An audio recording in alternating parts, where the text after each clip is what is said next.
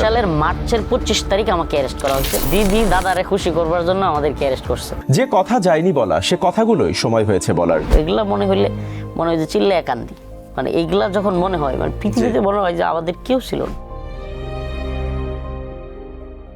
আমার কাপড় চোপড় খুলিয়েন না, একটা মেয়ে আছে এখানে। হ্যাঁ, এদের উদ্দেশ্যটা এটাই ছিল যে আমাদেরকে এমনভাবে উপস্থাপন করা, নির্যাতনের লেভেলটা বাংলাদেশে এমন পর্যায়ে গেছে যেটা অনেকে কল্পনাও করতে পারে না, যে আপনাকে গুলি করা হবে, আপনাকে শুট করে ফেলে দেওয়া হবে। ওদের পর্যন্ত ওদের কাপড় চোপড় খেতা কম্বল উঠাইতেছে, ওর পরিবর্তনই হয় নাই। এর চেয়ে বড় অসম্মান, লজ্জাজনক মনে হয় আর কিছু নেই। আমার মনে হয় এর থেকে মৃত্যু হাজার গুণে শ্রেয়।